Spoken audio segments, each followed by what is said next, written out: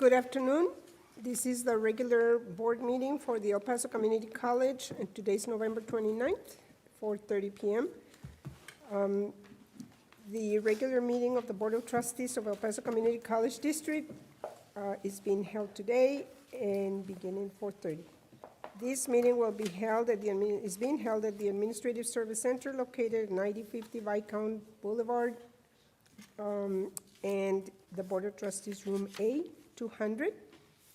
And it is viewable through the EPCC YouTube channel. Refer to the link https://www.youtube.com/user/go-EPCC. So the meeting is hereby called to order. Chair Hegarty is not able to make it, so will you please call the... Yes, ma'am. Mr. Uxer. Here. Mrs. Robles. Here. Ms. Naheda. Here. Dr. Graham. Here? Ms. Sanchez is not here yet, and Ms. Pena will also not be here this evening. Okay. Dr. Smith, would you lead us in the Pledge of Allegiance?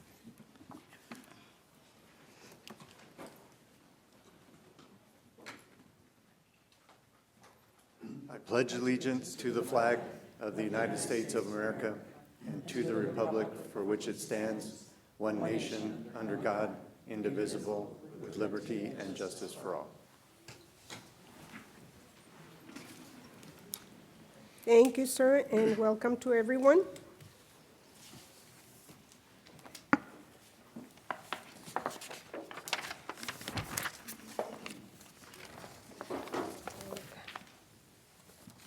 Would you like me to go to item 1.4? 1 point. Item 1.4, approval of minutes. The minutes recorded in the agenda are a summary of the presentations and actions taken. Tape-recorded minutes comprise the full official minutes. These are minutes from the regular board meeting of September 27th, 2023, and October 23rd, 2023. Move to approve. Second. Any discussion? Okay, call the question. Mr. Uxer? Aye. Mrs. Robles? Aye. Ms. Naheda? Aye. Dr. Graham? Aye. Okay. So welcome to everyone. Thank you for being here.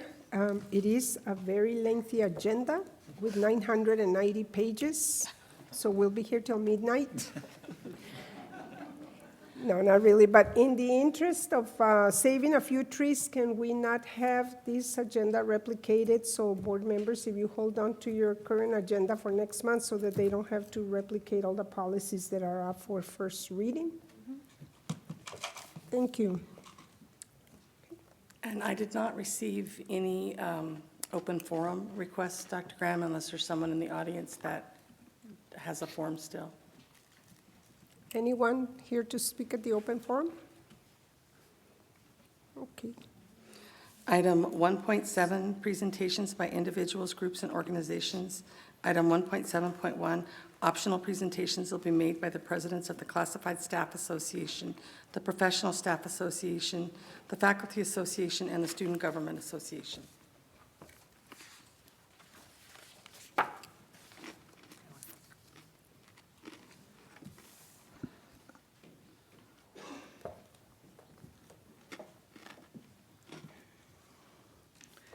Good evening, members of the board, President Serrata, staff, and guests. I'm Laura Gaither, President of the Classified Staff Association. I'm a little late in introducing our Classified Staff Council for this fiscal year because we are short-staffed in our department. So I have not been able to attend any previous meetings. Nonetheless, we have Cynthia Arras, who is a Vice President at the Mission del Paso campus. Is she here? Laura Estrada, no, they're not. Only one person is here, I believe. Laura Estrada, who serves as our treasurer. She's located at ASC. Elvira Fernandez as the R&R, which is our Rights and Responsibilities Officer at ASC, which will also be helping me with public relations. Laura Gonzalez as the R&R Officer at Valle Verde.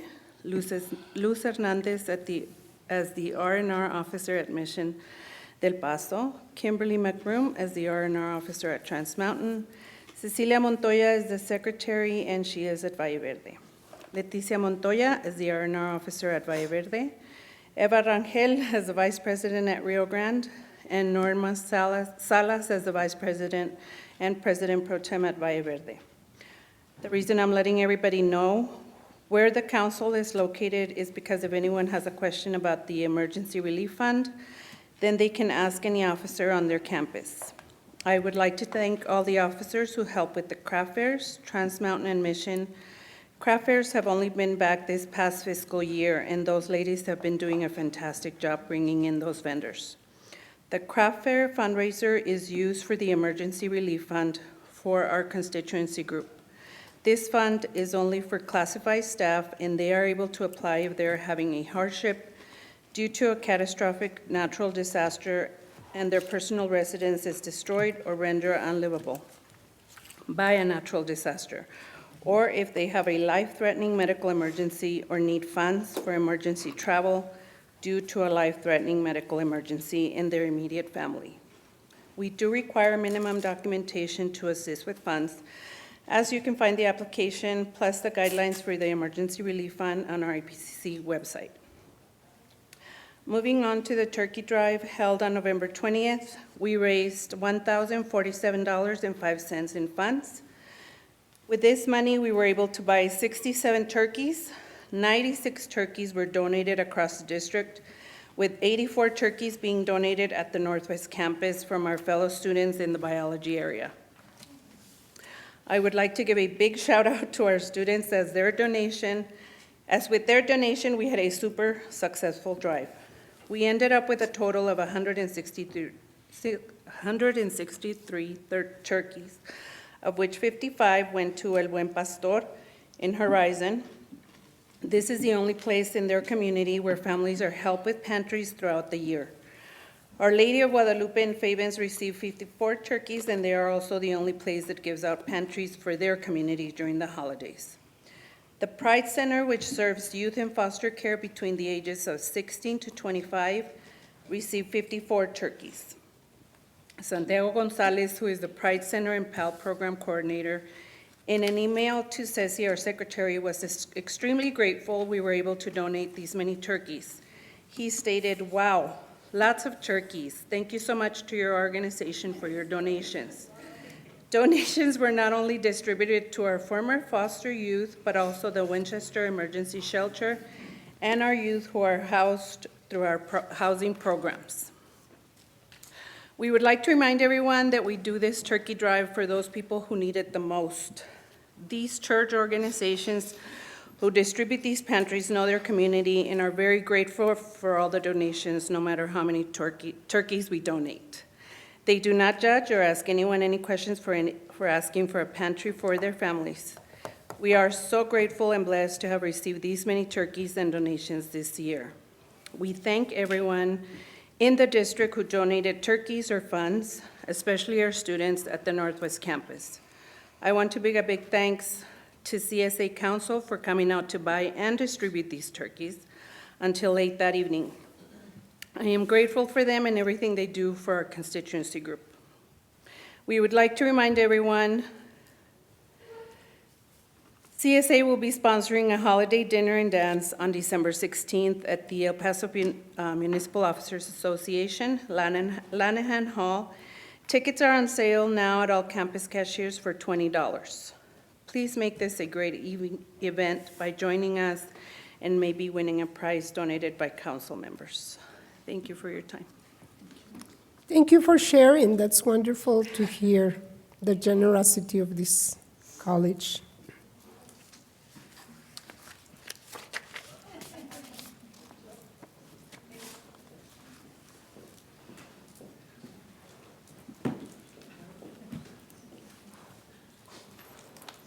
Good afternoon, board members, deans, and everybody in the audience. On behalf of student government, here's my report.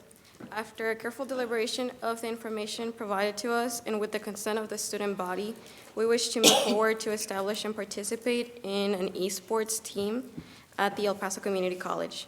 We're hosting a mental health week under the title of Be Kind to Your Mind this upcoming week from December 4th through the 8th. Some members here have been very helpful to making this happen. With every day having a different theme, we have yoga, we have an arts day, we have a tournament, music, and a kickboxing class. Our student clubs will be hosting some presentations, followed by a workshop. Everybody's welcome to join us at the Valle Verde campus during the week. Also, I'd like to inform the board that we have some posters up at each campus in order to recruit more members for the upcoming spring semester. In case anybody wants to encourage students that you may come across to join student government, and so we can have a larger presence at all of our different campuses. That'll be all for mine. And are there any questions I can answer? Thank you. Thank you for your presentation. You look great in those shirts, by the way.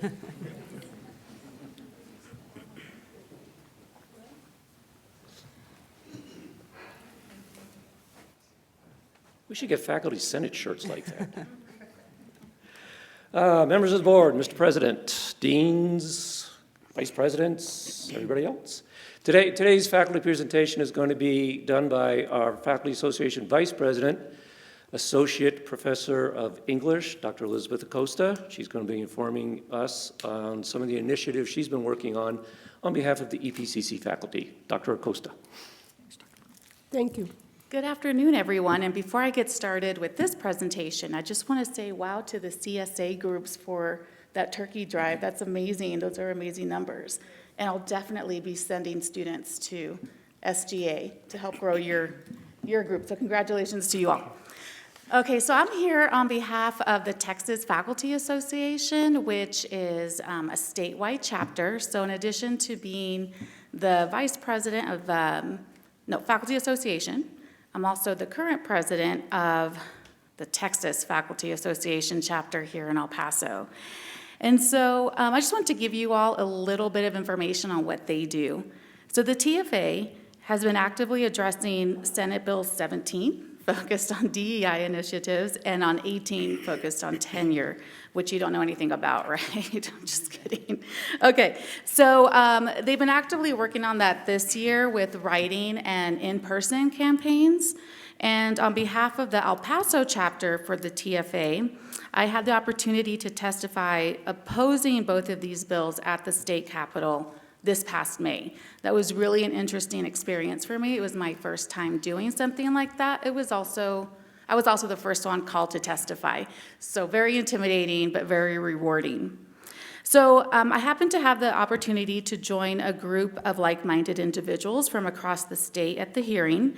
It began at 9 a.m. and finished at around 3 a.m. the following morning. So what this time frame shows you is just how many faculty and students from across the state attended and spoke at this hearing, and all but one person spoke in opposition to these Senate bills. So it was really incredible. So as a result of these actions, tenure is saved, and the DI bill has been revised from the original version. So chapters of the TFA are as active as their constituents need them to be. And I'm very happy to say that the El Paso chapter isn't very active, campaigning against unfair or unethical practices, as our EPCC administration and Board of Trustees value its faculty very much, and we really appreciate your support. So towards that end, I'd like to thank you very much for your continued support of faculty and for our students. Thank you. Are there any questions I can answer? I don't think so, but thank you for the presentation. Thank you all very much. Information.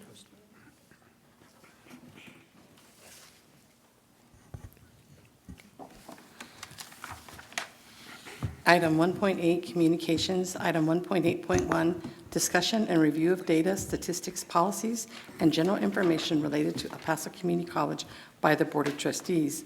Item 1.8.1.1, Mr. Marco Fernandez, Interim Associate Vice President of Information Technology, will provide an update on data and technology.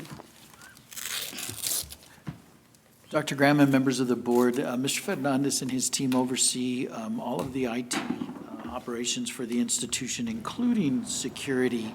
And so Mr. Fernandez will provide an overview of the security measures that are in place for the institution and the kind of mitigation that they have to continue to implement.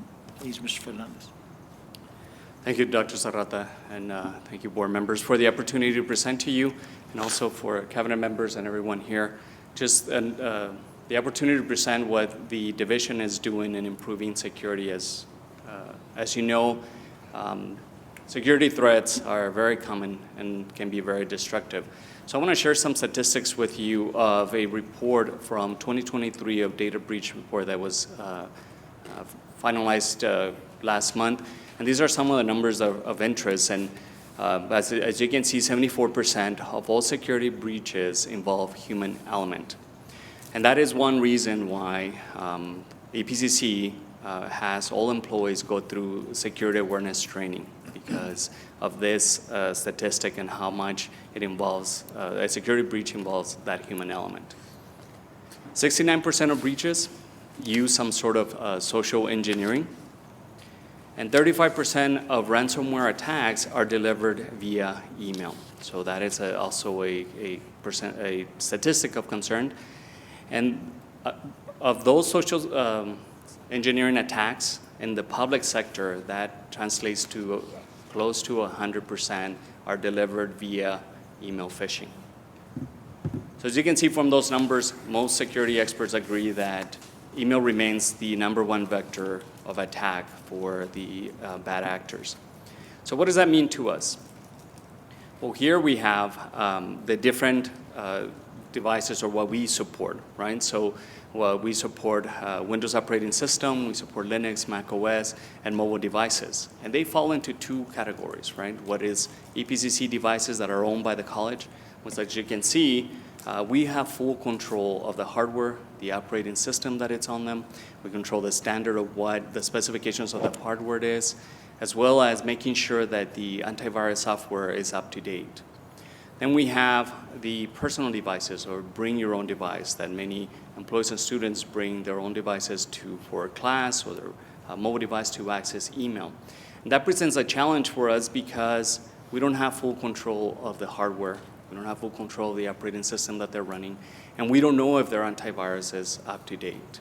So that's a very challenge thing for us. However, we still have some features, if you will, some systems that still provide some protection, whether it's a device that is owned by the college or not.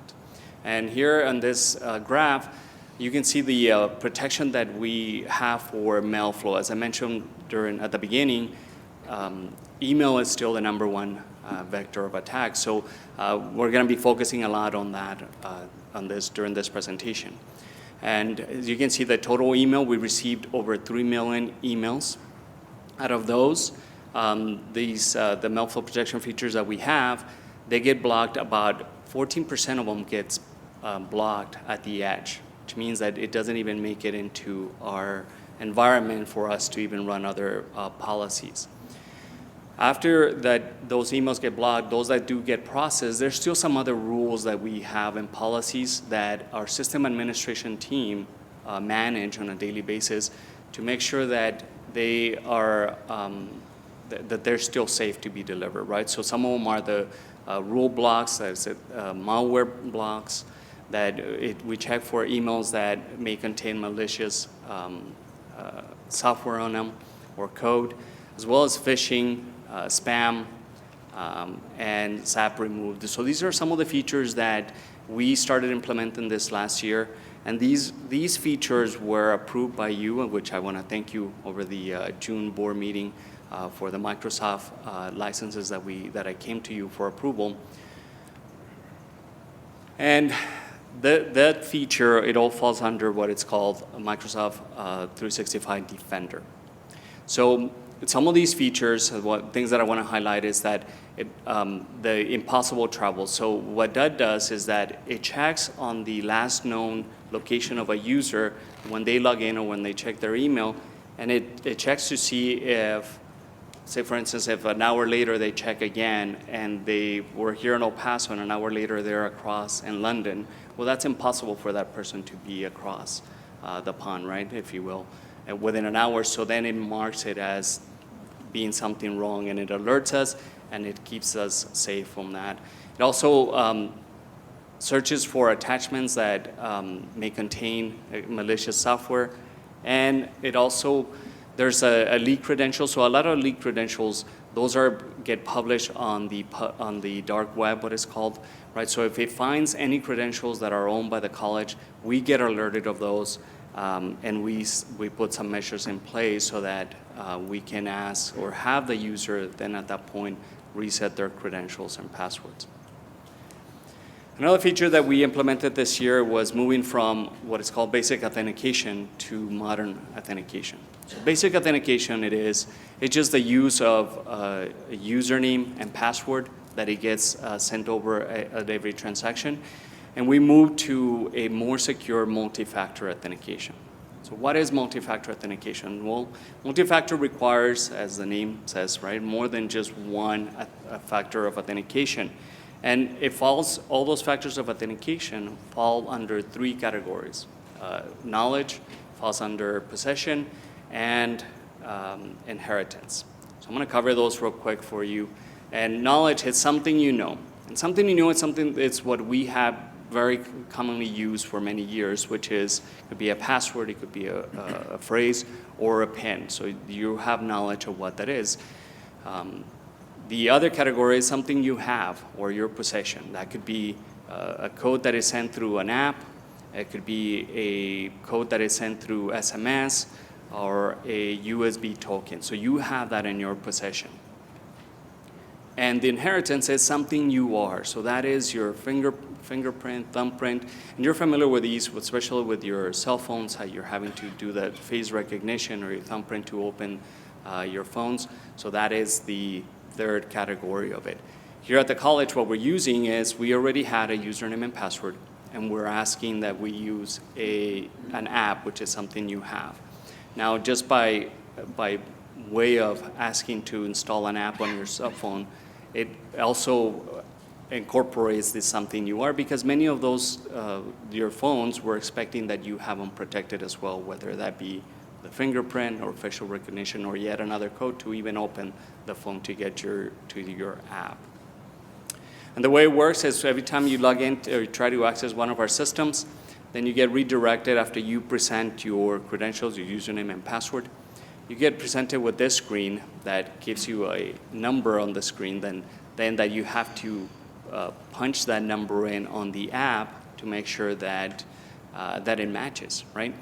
And on the app, you'll see that it provides information as to where, as I mentioned, the location, one of the features, where the login is happening. So at times that is also an alert for yourself, that if you see that someone's trying to access your account, and then it shows that they're trying to log in from Boston or somewhere else, then you can let us know and know that it is not you who's trying to log in, and that prevents that bad actor to being able to access your account. Now, here are some statistics as far as the flow of the reports that we see when it comes to email that the college receive. And all of these reports are actually just inbound mail, so it's nothing that goes, this doesn't represent anything that we send out. So as you can see, we have information, this is for the last 30 days. We have information of all the email that comes in, what gets categorized as phishing, what gets categorized as spam, what gets quarantined. And then there's also email activity, right? So we have now sight of how much email has been received, how much email has been sent, and also the applications that are accessing it. So that's important for us because then now we can focus. Every time that we do an initiative, we know what most users how they're accessing our systems, whether that be through an app, the operating system that they're using, or if they're using it on the web. So that allows us to then make decisions based on that information. And then we also have how some of those files are stored. So this is activity on OneDrive, how much storage is on OneDrive, and the type of files, and how active those files are. Yes, ma'am. Yeah. Just a question, sir. Does this include emails and all that for faculty or for anyone, including students, or is it separate if it's students? So this information includes for all employees and students as well. Students. Yes, Because ma'am. they're communicating with students. Yes. Okay, thank you. So that's all I have for you. I try to keep it short and brief because I know it's a long meeting. So I will entertain any questions if you have at this Do we point. have questions, Mr. Officer? You said this is for all students, but do they go through the server here? I mean, somebody has an AOL account, a personal, I have an AOL account, and I use it here in a minute, okay? Does it go through some firewall that you have here, some of this procedure? So this is only for our EPCC email, right? So for employees and students. So any personal email, it does not go through any of this This protection. is all through epcc.edu, right? Correct. Okay. Number two, I mean, history tells us we know there are, 100 new viruses, attacks generated daily, hundreds? How do you stay up with that? That is something that obviously is of great concern to us, right? Because every day there are so many, as you mentioned. Just yesterday, I was reading an article that what the artificial intelligence, right, generative AI, how it actually has caused a 1,200% increase in phishing emails because bad actors are now using generative AI to create those emails that look more realistic, right? So that is of great concern, something that we continue to, we use these tools and these reports to keep track of what is happening and to make adjustments on our policies and the blocks that we have in place. Is there an organization, a database, information source that reports, hey, thus and so was generated today, it's this kind of attack, yada, yada? Do you have access to that? I mean, you don't monitor this just by watching the screen and answering the phone, do you? No, absolutely not. That is a great question. So we do get reports from the FBI, we get reports from CISA, from the Homeland Security, from Texas DIR, and they send us report almost on a daily basis of things that they're seeing that other institutions have reported. And then also send us reports of IP addresses that have reported to be generating malicious content. So we use those reports to put those blocks that How about just plain industry reports? XYZ and software firm says, okay, here's today's issue of these are the latest attacks. I mean, do you have access to those? Is there any information that could be out there that you don't access yet? I mean, you get everything that you scraping? we try to find the most that we can, right? So some of it is automated. So someone from the Defender product that I mentioned, they also have where they automatically add IP addresses and they add signatures of phishing emails and what have you to be able to block those messages. And then there's some stuff that we have to manually include or add. Just off the top of your head, what's the percentage of your IT budget is devoted to security? I mean, That's it's a like 2% or 50% or somewhere in between or what? No, that is a great question, and I'm going to have to get back to you on that because I do not. No, just off the cuff. I mean, it's like more than half your budget, like a quarter? Or- No, it wouldn't be anywhere close to that. Okay. Why spending some more money? I'm sorry, I shouldn't have. Any other concerns, questions? Okay, so I do have a couple of questions, sir. Can you speak to us a little bit about projects that you are working on that are in progress related to technology and maybe the estimated completion of the So we different have, projects? we have several projects. So as a matter of fact, we just came back from Cabinet Retreat, and we have a long list of projects and initiatives that we're working from that we're supporting for some of the other divisions as well. So I think we counted somewhere up to 80 projects that are on that list. To name a few, there's some that we're working about for the student services area, the CRM. There is degree works. We have several initiatives within IT of upgrading some of our systems, like our firewalls, our virtual servers. We have the initiative of also updating our public-facing website, the look and feel of it. So there's just a long list of projects that we're working on. But do you have like a chart that shows, a list of all the projects and your projected completion? We have a list of projects. We do have that. And we have the status, the percentage of what we think that we have completed. And I'll be more than happy to share that with you. Yeah, I think as a board, we'd like to see where, because there's so much that changes in the technology world, and every time you complete one project, you're probably way behind on something else. Right, so then you're right. So every time we complete something, there's always the next update, right? And then there's also things that we get that are unplanned, if you will, because we get vulnerabilities every day that we have to take care of, that we have to put some projects on hold to be able to take care of. And then also some mandates as well, right? Yes. So we get mandates from the state, from the federal government, that also we have to include as, we consider them a project because we have to set resources aside to work on those. And I think that kind of helps us get a clearer picture of where the funding is going. I know that every month we pretty much approve something related to technology, but this way we would have like a bird's eye view of all of that. And thank you for your presentation. It's really good information. The last question that I have,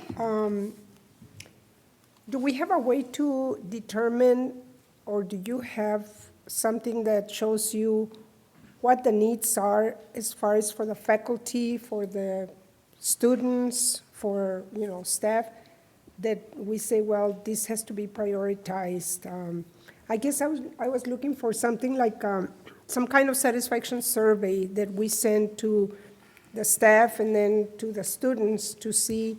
I know years ago, probably before you were in charge of this, my son was taking a class and he used to complain to me that he couldn't access. He was at Valle Verde and he would start texting me that our technology was not allowing him to access something, the internet, I guess. He was probably goofing off in the classroom, but if we could have some kind of survey that shows how we are doing, but not based on your opinion, but on the feedback that we get from the faculty and the students to see what more is it that they're looking for or wanting. Not immediately, but that we could put that on your plate since you don't have enough on your plate already. No, I would get with Dr. Pendy because I know that falls under her, that on those surveys, and which So that we do. You can help the board make data-based decisions, If they're saying this is what we need, we don't have, and this is a number of people that are saying it, and, we can start looking at either allocating more funds or prioritizing, working with you, so we could incorporate that kind of feedback. Yeah, no, that is great. So as I mentioned too, the data that we see, this is how we actually will make some of those decisions, right? Because we see what's been used, and that's how we use that information to prioritize the projects and what we focus on, as well as getting feedback from the cabinet members, right, and their divisions and their areas. And that is one of the things that we did at the retreat as well, is for them to prioritize the projects from each division, so that it's not just IT saying this is what we're working on, but we use the feedback from them as well as what's important. And obviously, since their areas are getting that feedback from them, and interfacing as well with the faculty and students. So That would be great, because I know that looking at it from the IT point of view versus the faculty point of view or the student point of view, it would be all kinds of different opinions as to what we need or want. I'm sure that would be the case, and that is the case. So But thank you, the presentation is really good. thank you so Anybody much for else? your time. Wait, excuse me. Quick question. Are you fully staffed? I'm sorry? Are you fully staffed? No, No, nowhere near. So that Okay, is, so you that is a had- challenge as well. how many people- What kind of pressure does it put you on the, say you have items that are needed, and items that are prioritized, and then you put them off because you have to put out a fire, or you have an emergency or something? Where are we operating? Do we need additional staff to be able to pull, okay, and are your people working overtime?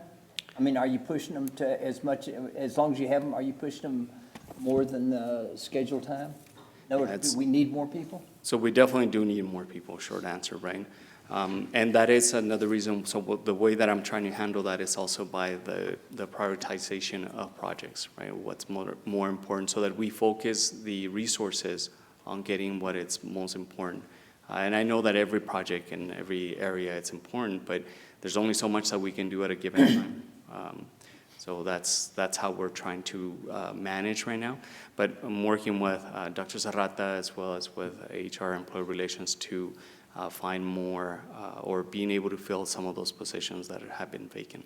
My question then is that when you're looking at stuff, do you have priorities, top priorities, and then you have to move top priorities because you have emergencies and firewall, fires and stuff? And do we wind up putting our top priorities back because we have an emergency that we have to take care of? So at times that is the case, it does happen, right? So, but the emergencies, obviously, they don't last as long, or we take care of it and then we go back to. Yeah, but working you on got those one more projects. But we following have- it. And that's unscheduled, and so you don't, Correct.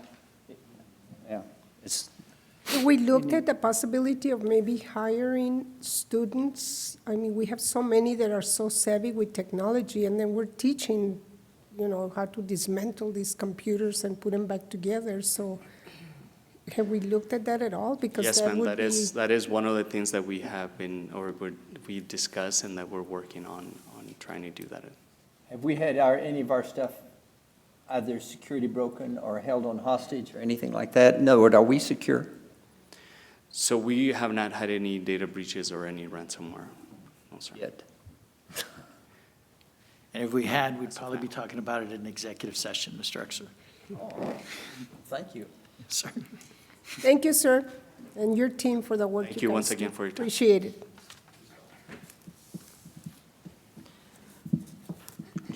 Item 1.9, Board of Trustees business. Items 1.9.1, 1.9.2, 1.9.3, 1.9.4, and 1.9.7 will be addressed during executive session. Item 1.9.5, discussion and take possible action regarding establishing an esports program at El Paso Community College.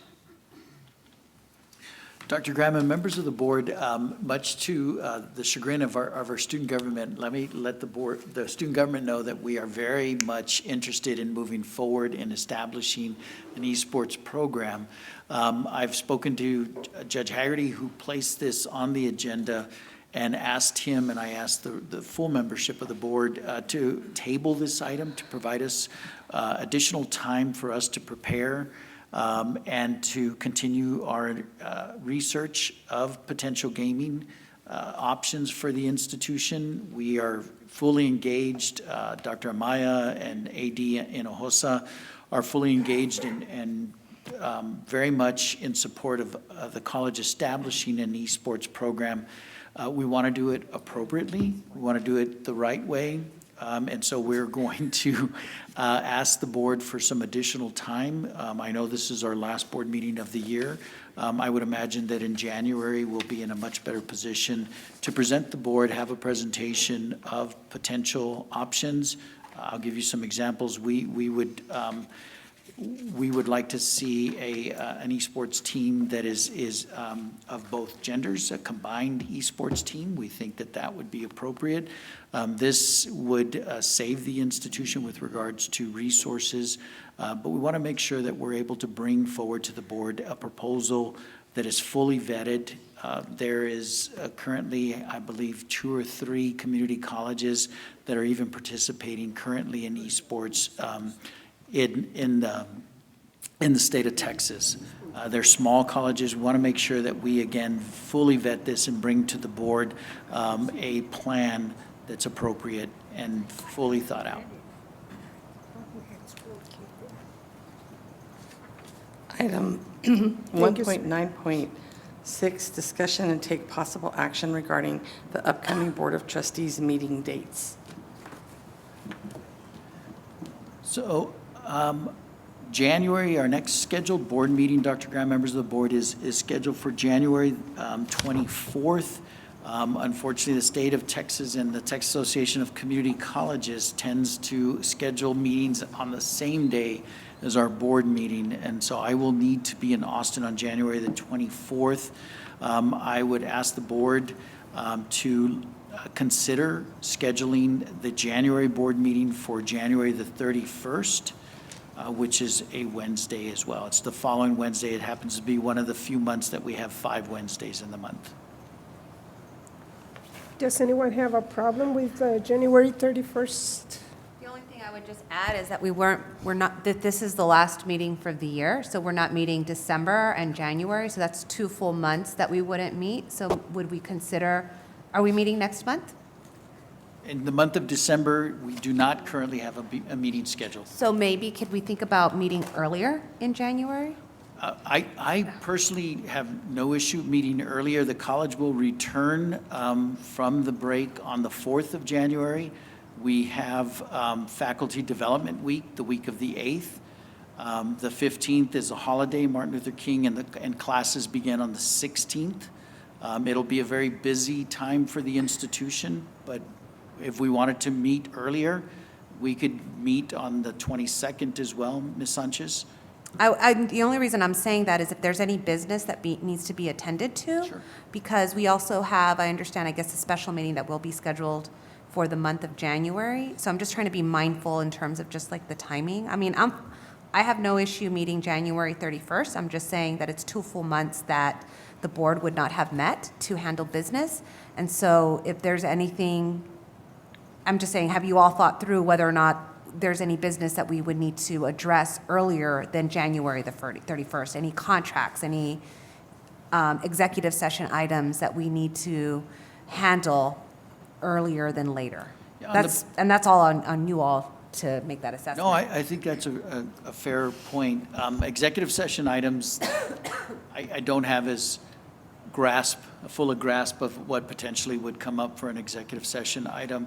However, with regards to the business of the college, moving it from the 24th to the 31st would not impact day-to-day operations. Again, should there be something with regards to executive session, that I cannot commit. So then we have a special meeting scheduled in January, so potentially, if need be, we could tack on any executive session items to that? Yes, ma'am. Okay, so that maybe that would just be the remedies, because we're not meeting for 2 whole months. So, okay. Any other comments on this? Dr. Oxter, you're okay with the date, the 31st?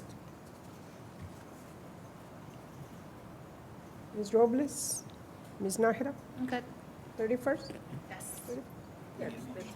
Dr. Graham, we will need a motion. That's what Mr. Ortega, I made sure and looked at him. Yeah.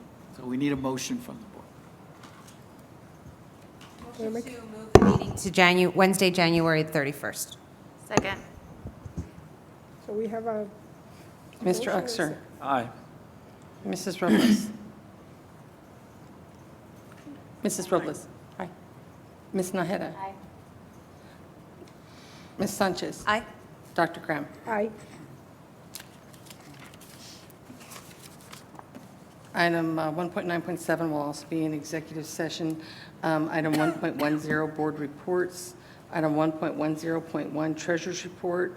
Item 1.10.1.1, the financial statements of August 31st.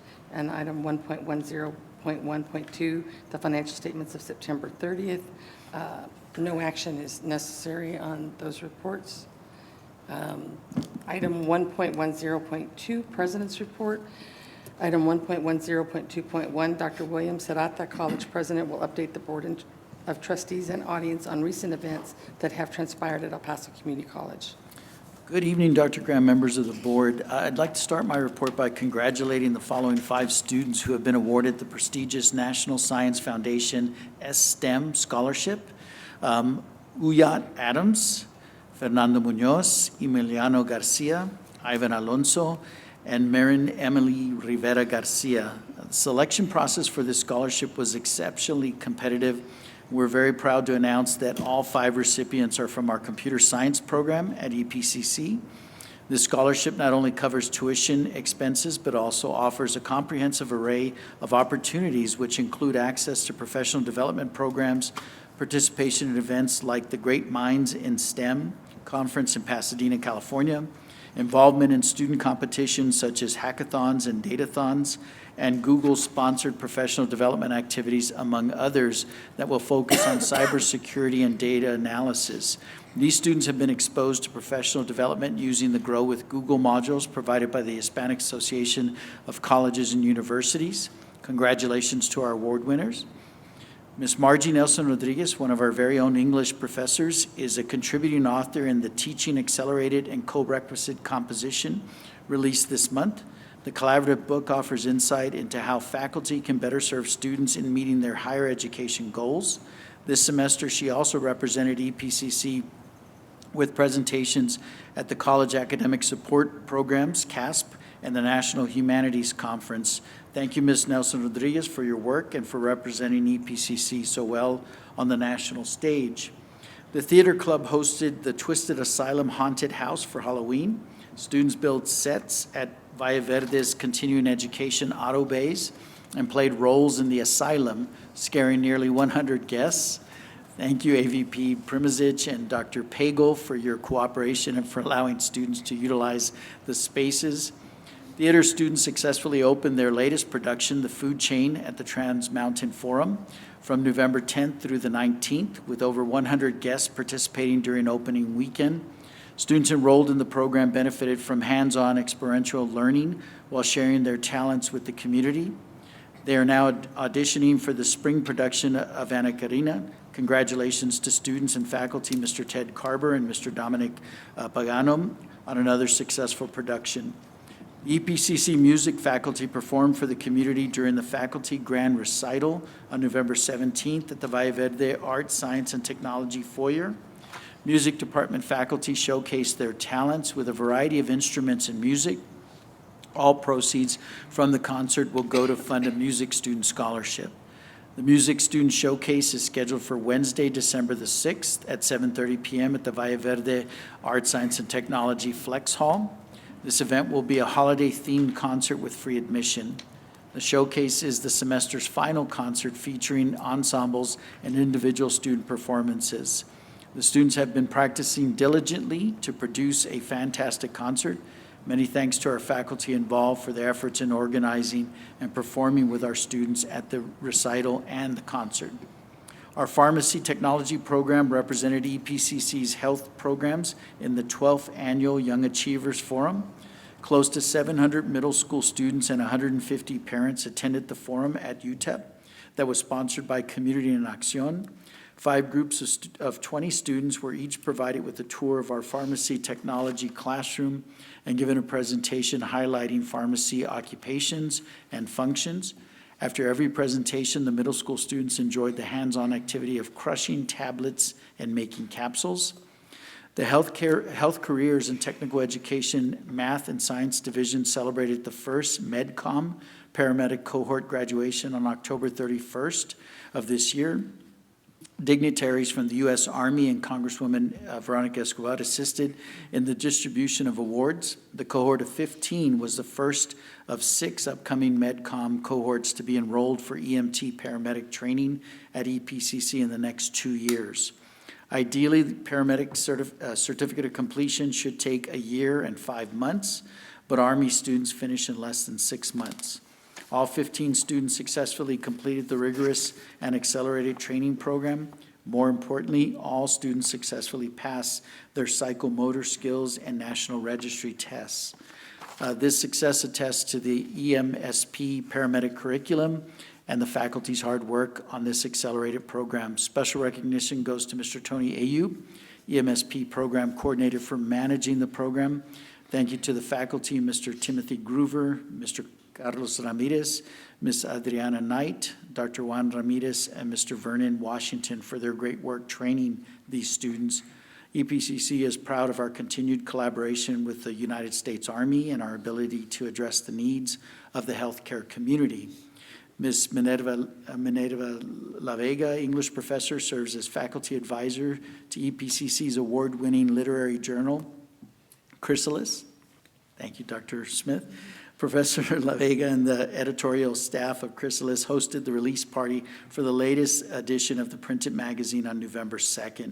The 2023 issue of Chrysalis includes a collection of visual art, short stories, and poetry in English as well as Spanish, produced by the creative minds of EPCC students, faculty members, and our wonderful community. Nearly 100 people from around the borderland arrived that Thursday evening to hear and take in the words and works of artists, writers, and painters. The Children's College continues to offer courses for children during the fall intersession break.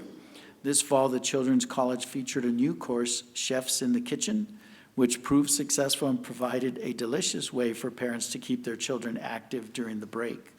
This semester, the EPCC prep program under the Office of Student Success conducted the TSIA-2, Train the Trainer sessions for area high school teachers.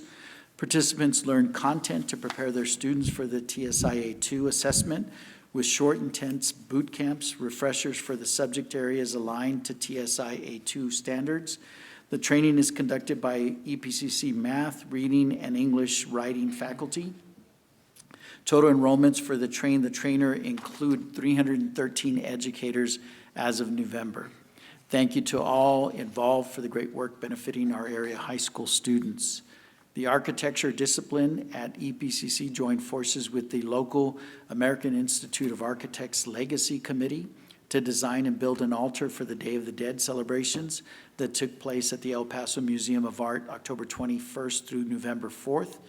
The altar honored 10 deceased El Paso architects who have shaped our urban landscape with their architectural work and legacy.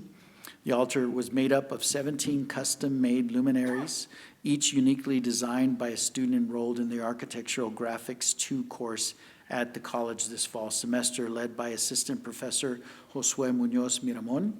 Students in the course have researched and studied the work of a selected architect to design and fabricate a one-of-a-kind luminaria that reinterprets and pays tribute to the architect's architectural design style. The exercise challenges students in form-making skills and graphical representation methods. Each luminaria was electrically lit and built using traditional architectural model-making techniques, as well as emerging digital technologies aided by EPCC's Makerspace. As part of this special collaboration, local architects visit students at the Architecture Building Z, located at the Valle Verde campus, to provide feedback to students on their work. Students are unfolding and learning about the rich architectural legacy and history El Paso has to offer, while engaging in formative dialogues with professionals and sharing their knowledge with their community. EPCC fashion instructors Jose de Sainz and Vanessa Ramirez joined forces with the El Paso Museum of Art over the past few months to design and create a custom jarocha-style 20-foot-tall dress for the annual Dia de los Muertos parade organized by the City of El Paso Museums and Cultural Affairs Department that took place October 28th. The dress was featured as the first float in the parade, pushed by the EPCC Fashion Club students and instructors and televised by Telemundo. We're proud of the work of our fashion instructors in ensuring the work of our students is displayed within the community. 2 student athletes have signed to play for NCAA Division I baseball programs once they complete their final season and graduate from EPCC. Isaiah Gonzalez and Edwin Sanchez will continue their education and athletics at major universities. Isaiah Gonzalez has signed with the University of Texas Rio Grande Valley Vaqueros in Edinburgh. Isaiah is a right-handed pitcher who attended Clint High School. He will be a spring 2024 graduate from the college and currently has a 3.77 GPA, majoring in accounting, business, and economics. Edwin Sanchez has signed with Bethune-Cookman Wildcats in Daytona Beach, Florida. Edwin is a left-handed pitcher who attended the Leadership Christian Academy in Puerto Rico. He will be a spring 2024 graduate and currently has a 3.3 GPA, majoring in multidisciplinary studies. Dr. Graham, that concludes my report. Wow. Do we have any of the students in the audience that received the scholarships or some of the I ones that don't you believe named? that we have any of our athletes or The scholarship the recipients? scholarship recipients. Well, congratulations to them all. Absolutely. It's absolutely amazing. Item 1.11, consent docket. This includes item 3.2. Motion to approve the item 3.2. A second? Do we have a second? Second. Mr. Uxer, Aye. Mrs. Robles, Aye. Ms. Naheda, Aye. Ms. Sanchez, Aye. Dr. Graham. Aye. Item 3.1, discussion and action to approve full-time staff and faculty recruited in positions funded by the institutional budget. Motion to approve? Second. Any questions, discussion? Okay, call the question. Mr. Uxer, Aye. Mrs. Robles, Aye. Ms. Naheda, Aye. Ms. Sanchez. Aye. Dr. Graham. Aye.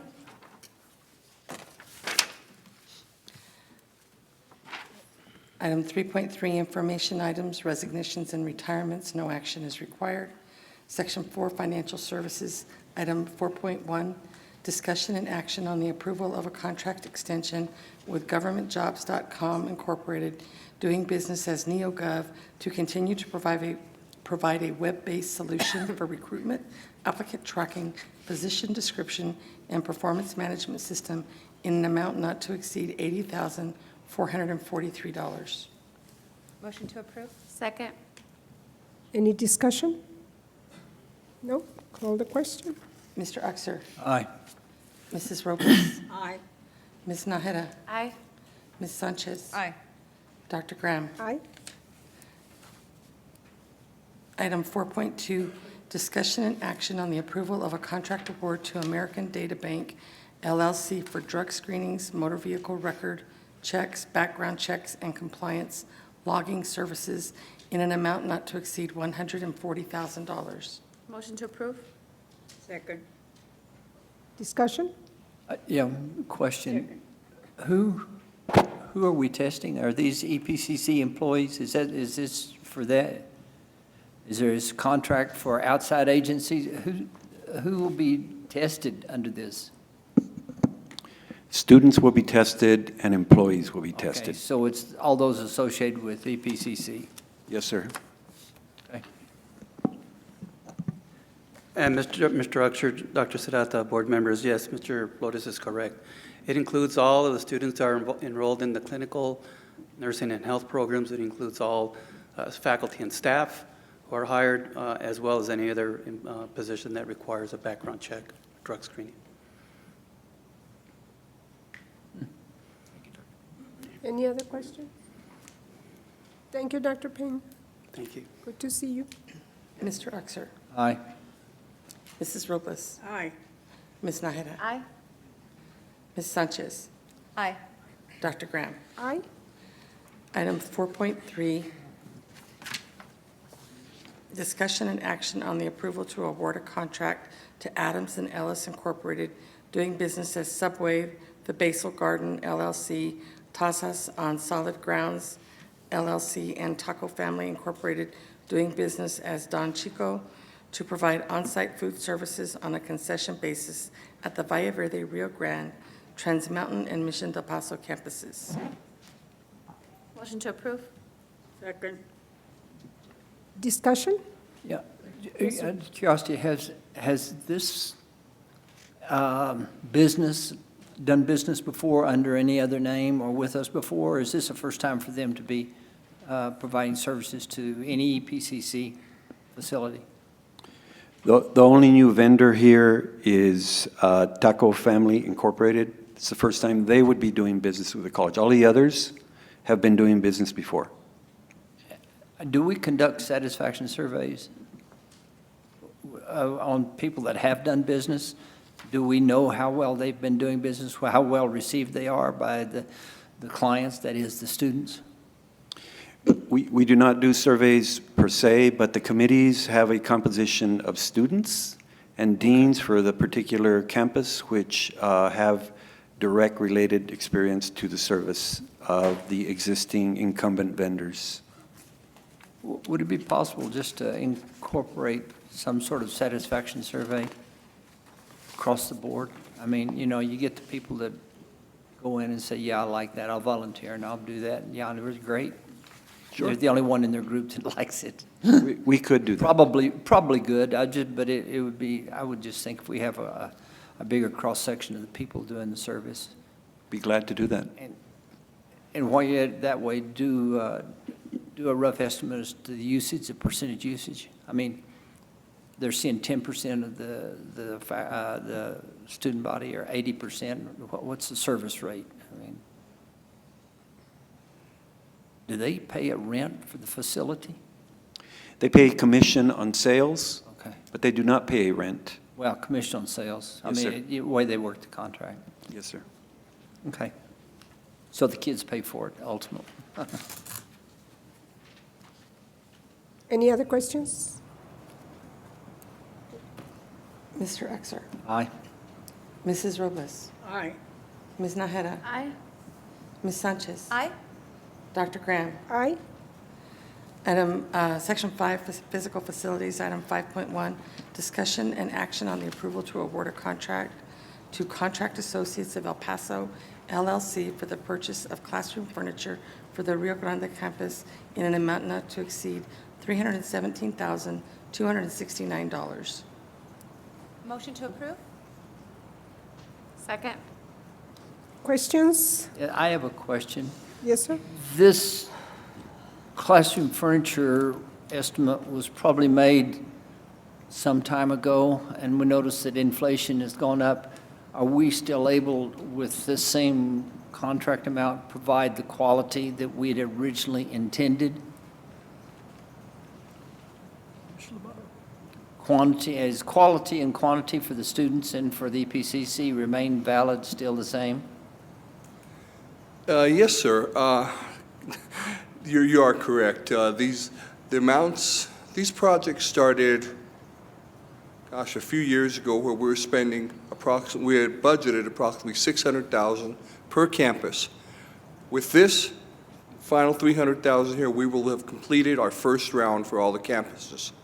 We're going to start a second round, because you're correct. Even at $600,000, we're just scratching the surface of the needs. So we continue to move this until we can complete update all the classroom furniture for all campuses. We'll be moving to Mission del Paso next fiscal year. Okay, so, but I want to emphasize, we still want to maintain the standards of serviceability and acceptability. I mean, the student, no sense coming in and have all this good stuff and then give them cane-bodied chairs. We're not sacrificing quality for this. So we make sure we get the best quality we can. Okay. Okay. Thank you, sir. Mr. Uxer, Aye. Mrs. Robles, Aye. Ms. Naheda, Aye. Ms. Sanchez, Aye. Dr. Graham. Aye. Section 6, Curriculum and Instruction, Item 6.1, discussion and action on the approval of a contract award to Med Ed Incorporated for in-person nursing certification exam review training courses in the amount of $79,608. Motion to approve? Questions? Yes.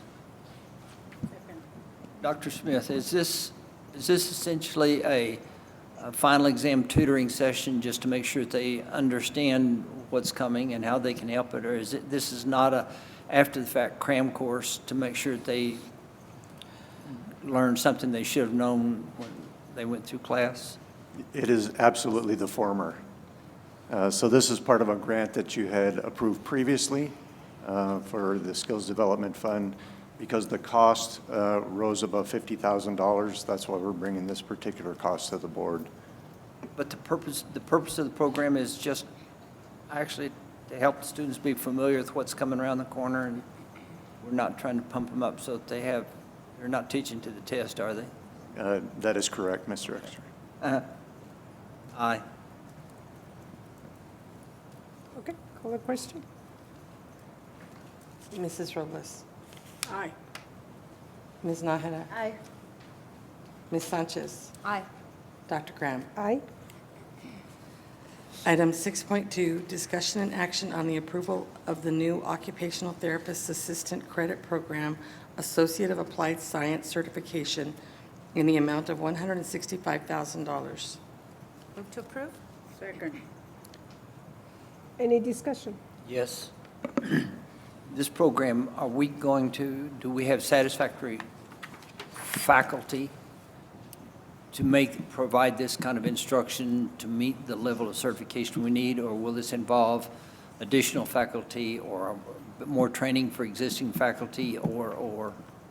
Yeah, so this particular program will require new faculty, and that's part of the cost that we're presenting here today. And, I mean, they've got a problem getting medical people everywhere. Is this going to be a problem?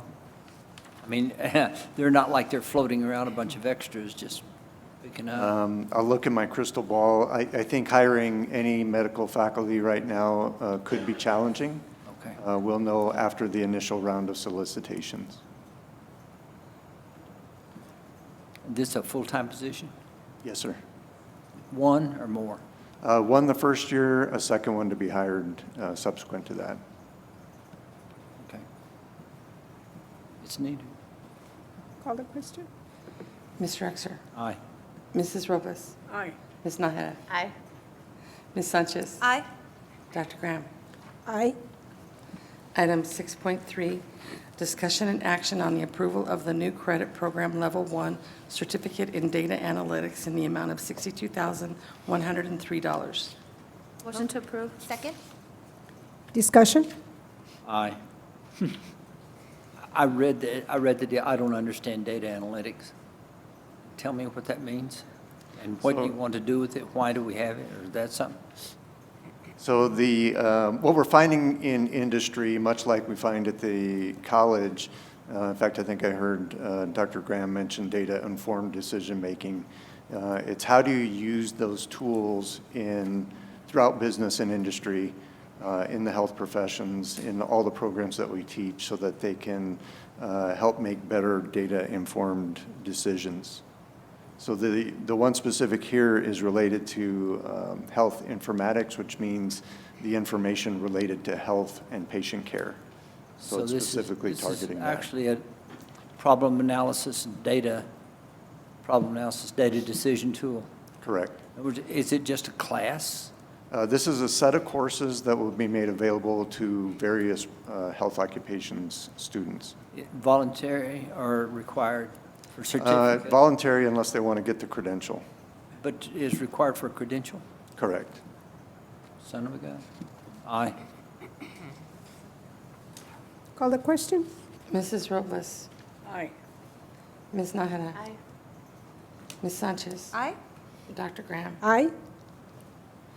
Item 6.4, discussion and action on the approval of the new Health Informatics and Data Management Enhanced Skills Certificate. Move to approve? Do we have a second? Second. Any discussion? This is pretty much the same thing as the other one? Okay. Correct. Call the question, please. Mr. Exner. Aye. Mrs. Robles. Aye. Ms. Nájera. Aye. Ms. Sanchez. Aye. Dr. Graham. Aye. Item 6.5, discussion and action on the approval of the new Level 1 Certificate Diabetes Prevention for Health Professions Program. Move to approve? Second. Discussion? Who uses this? Basically, They go into a any- doctor's office, their consultant goes into a doctor's office and helps them with diabetes work, or? Certainly that's a component. I think it's more intended to inform students in all of our health programs about the potential challenges related to diabetes prevention. Oh, it's an in-house certification. Correct. Call the question? Mr. Uxer? Aye. Mrs. Robles? Aye. Ms. Naheda? Aye. Ms. Sanchez? Aye. Dr. Graham? Aye. Item 6.6, discussion and action on the approval of the new Public Health Program Level 1 certificate. Move to approve 6.6 and 6.7. Discussion. Do we have a second? Second? Discussion? Call the question, please. How come they split Item them? 6.7, discussion and action on the approval of a new Border Health Issues Level 1 certificate. Are these about the same thing, but they're required by different organizations, they're different functions, but essentially it's the same thing, the same level 1 certificate? Is that, As far as the level of certificate, absolutely. Level 1 certificate is over 15 hours, but less than 42 hours. So as far as the number of contact hours for the programs, they're similar. The content is slightly different in the two. Dr. Graham, before the board moves forward, let me thank Dr. Smith, the deans, and all of our faculty for developing this set of programs that not only are needed in our respective community, but that also are very much in line with House Bill 8 and being able to provide students with credentials of value that will be rewarded by the legislature and that are high demand. These are high-wage, high-skill occupations that we're certainly excited to be able to offer to our students. And it is going to be within the outcomes-based. Absolutely. Yes, ma'am. By the way, the presentation, I can't remember who made the presentation at the Father and Son Conference at Socorro High School a few weeks ago. It was so impressive, and it was all related to all these offerings the college has in the health fields. Very good. I believe it was Nader. Well, we'll be certain to recognize him for his efforts there. It was so interesting that my husband decided that he wanted to take that class. Just Going back because to they had pharmacy tech. a three, what do you call it, dimension view of the heart and how it works. Very exciting. I could see how students would get all turned on to that. Okay. Mr. Uxer? Aye. Mrs. Robles? Aye. Ms. Naheda? Aye. Ms. Sanchez? Aye. Dr. Graham? Aye. Item 6.8, discussion and action on the acceptance of the Texas Higher Education Coordinating Board Carl D. Perkins Basic Grant in the amount of $861,274. I move that we accept 6.8, 6.9, 6.10. Second. Any discussion? Take note that it's over $1 million. Thank you for the hard work. Did you have anything to add to that, Dr. Smith? Certainly, the first one, there's many, many players involved in our Carl Perkins funding. That's why you see several cabinet members identified there. I think we couldn't do any of this work without the efforts of our grants management office as well. I don't know if Mr. Bob Elliott is here, but thank you for all of your assistance in helping us put these together. We do have Dr. Carmen Aguilar-Gerner here, as well as Jose Casa-Lopez, if they would kind of raise their hand, along with Audrey Marufo, if you would just be recognized. Thank you for the work related to acquiring all these grants. Did you want to say anything in addition to what we have on the agenda regarding these grants? It's exciting. I know the apprenticeship one is the top of my priority here. Everybody's shy, but thank you for the work you do. Let me go ahead and read the other two items. Item 6.9, discussion and action on the acceptance of a grant from the Texas Workforce Commission in the amount of $225,206.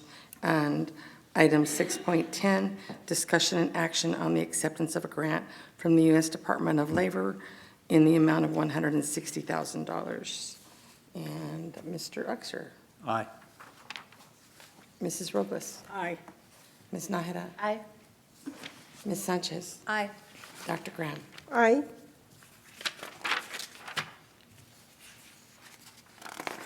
Item 6.11, 1.1, discussion and action on the acceptance of a grant award from the Texas Workforce Commission in the amount of $31,500. Motion to approve? Second. Do we have any discussion? Go ahead and call the question, please. Mr. Uxer? Aye. Mrs. Robles? Aye. Ms. Nahara? Aye. Ms. Sanchez? Aye. Dr. Graham? Aye. Item 6.12, discussion and action on the approval of a cooperative agreement from the University of Texas at San Antonio in the amount of $65,000. Motion to approve? Second. Any discussion? Call the question, please. Mr. Uxer? Aye. Mrs. Robles? Aye. Ms. Nahara? Aye. Ms. Sanchez? Aye. Dr. Graham? Aye. Item 6.13, discussion and action on the approval of the amendment to the 2021 through 2024 dual credit partnership agreement. Move to approve 6.14 and 6.15. Now, Dr. Serrata, this was the first reading on this, right? Are we going to revisit it? We will, Dr. Graham. 15. So Wait. do we need an approval, or? No, we do need an approval, and I don't believe that this is the first reading. Let me check. If not, should we Are table we it? discussing the dual credit partnership agreement? Yeah, that's not for first reading. It's for final approval. So Dr. Serrata and I went over it because there were some areas that I think needed a little adjustment.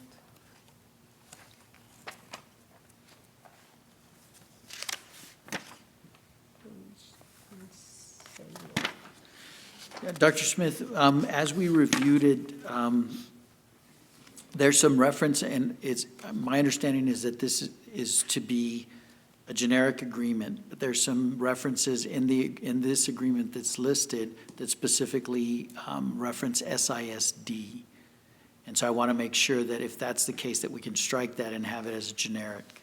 I think what you may see in the packet is generic, right, and SISD. So the amendment went out to all districts, drafted by, cooperation between Dean Badillo and our legal counsel. In a nutshell, what it's doing is saying we're no longer going to charge when we provide an instructor to the district because of the FAST funding from House Bill 8. And there will be individual agreements subsequent coming out with each of the districts. But this is just an amendment to the current existing agreements for all of the districts. Got it. So it's not specific to SISD. Okay. So wherever it's SISD, when it went out or goes out, it's going to have that particular ISD. Correct. On there. So then on that one, did we have a motion? Mrs. Robles? Ms. Nahara and Ms. Ms. Robles. Robles, discussion? Anybody else? If not, I guess I just wanted to go to page 971, number 9, letter A. And I just want to make sure that on the record we have, in the middle of the paragraph, these policies include the appeal process for disputed grades, drop policy, the communication of grading policy to students when the syllabus must be distributed, and process for addressing instructional issues or concerns. So am I understanding that this appeal process is available to students? Yes, ma'am. Okay. And I think I may understand some confusion. So the amendment is just what's on page 966 and 967. What you're seeing on 968 is a sample agreement that's already in place Okay. with each district. Okay, that makes sense. So this language that we have on page 971 was already part of the previous? Correct. It's already in existence in the current agreements. Okay, can you clarify for me then the appeal process, who would it go to? Does it go to, and I'm specifically asking about the drop policy, because as I've discussed before, when certain things happen, the students get dropped. And what I was sharing with Dr. Serrano is that hurts the ISD data and the EPCC data if we're dropping students. For example, the ones that are headed for the alternative placement, or the ones that are undergoing some long-term hospitalization or something that they can continue. So we don't have to discuss it right now, but I'd like to find out later on, how do we set something in place so that that appeal process can be available to students if we have it on here? The drop policy we can certainly discuss it at your convenience. The drop policy that's being discussed here is the current existing drop policy in the college catalog. So there are some circumstances, as we've discussed in the past, where if students are sent to certain alternative programs, there are challenges surrounding whether they can continue in dual credit classes. That's not currently part of the drop policy. Okay, and we'll discuss it a little bit more later on. Sure. Okay. Any other concerns? If not, call the question, please. The motion was to approve items 6.13, 6.14, and 6.15. Was there a second to that motion? Second. And item 6.14 reads discussion and action on the approval of the Educational Service Center ESC 19 Teaching Apprenticeship Program Interlocal Agreement. And 6.15 is discussion and action on the approval of a memorandum of understanding between El Paso Community College Senior Adult Program and Ambrosio Guillen Texas State Veterans Home. And if there are no other questions, Any discussion? No? Call the question. Mr. Uxer? Aye. Mrs. Robles? Aye. Ms. Naheda? Aye. Ms. Sanchez? Aye. Dr. Graham? Aye. Okay, Section 7, Student Services. Item 7.1, discussion and action on the approval of continuing education tuition rates for new courses. Motion to approve? Second. Discussion? All right, call the question, please. Mr. Uxer? Aye. Mrs. Robles? Aye. Ms. Naheda? Aye. Ms. Sanchez? Aye. Dr. Graham? Aye. Item 7.2, discussion and action on the approval of continuing education tuition rates for revised courses. Motion to approve? Second. Questions? Discussion? No? Call the question? Mr. Uxer? Aye. Mrs. Robles? Aye. Ms. Naheda? Aye. Ms. Sanchez? Aye. Dr. Graham? Aye. Section 8, Community Services, Item 8.1, discussion and action on the approval to accept equipment donated from EP-Med PA Laboratory for use in the Medical Laboratory Technology Program at the Rio Grande campus. Motion to approve? Second. Any discussion? Mr. Uxer? Aye. Mrs. Robles? Aye. Ms. Naheda? Aye. Dr. Graham? Aye. Ms. Sanchez? Aye. Would you like to go into executive session at this time? Yes, I know that a lot of you are going to be leaving before we come back from the executive session, but we certainly hope that you have a very Merry Christmas and that you enjoyed your Thanksgiving and a restful break during the Christmas season. Thank you for all the work that you've done all year long. On behalf of the board, Merry Christmas. The Board of Trustees may conduct an executive or closed session pursuant to Chapter 551 of the Texas Government Code for one or more of the following reasons: consultation with its attorney to seek or receive legal advice or consultation regarding pending or contemplated litigation, or for any purpose authorized by law, discussion about the value or transfer of real property, discussion about a prospective gift or donation, consideration of specific personnel matters, discussion about security personnel or devices, or discussion of certain economic development matters. The board may also announce that it will go into executive session on any item listed on this agenda if the subject matter is permitted for a closed session by provisions of Chapter 551 of the Texas Government Code. Any vote regarding these items shall be taken in open session. Item 1.3.1, discussion with legal counsel regarding negotiations with Nexstar Media Group Incorporated as a successor to Nexstar Broadcasting Incorporated for the parking lot adjacent to the Rio Grande campus pursuant to Section 551.072 of the Texas Government Code. Item 1.3.2, discussion with legal counsel regarding the purchase and sale agreement with Farmers Select LLC pursuant to Section 551.072 of the Texas Government Code. Item 1.3.3, discussion with legal counsel regarding a professional services agreement for legal services pursuant to Section 551.071 of the Texas Government Code.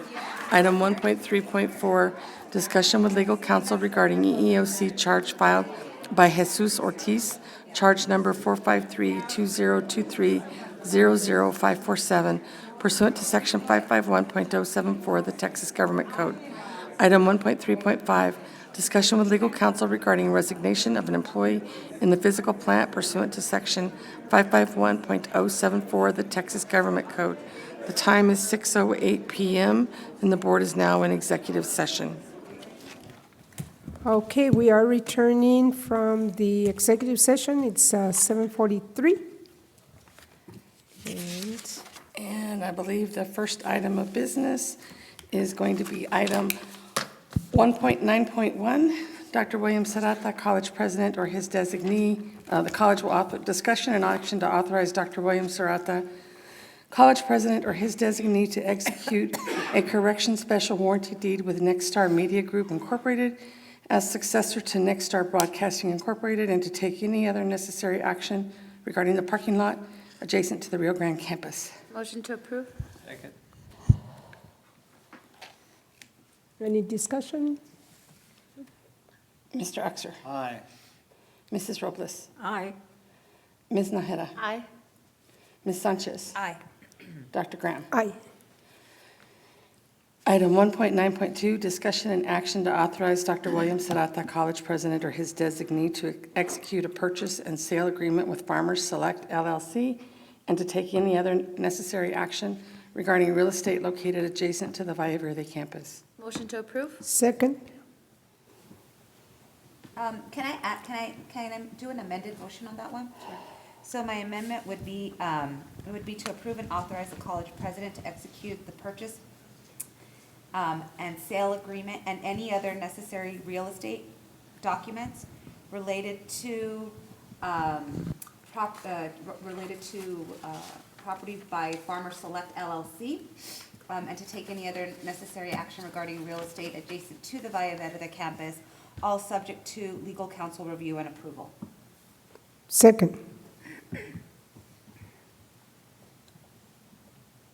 Any discussion? Mr. Uxer. Aye. Mrs. Robles. Aye. Ms. Naheda. Aye. Ms. Sanchez. Aye. Dr. Graham. Aye.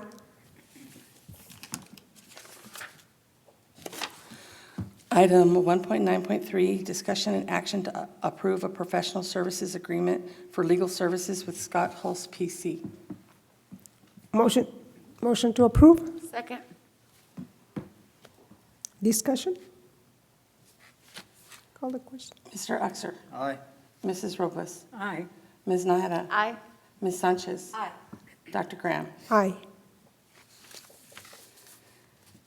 Item 1.9.4, discussion and take possible action regarding EEOC charge filed by Jesus Ortiz, charge number 453-2023-00547. No action.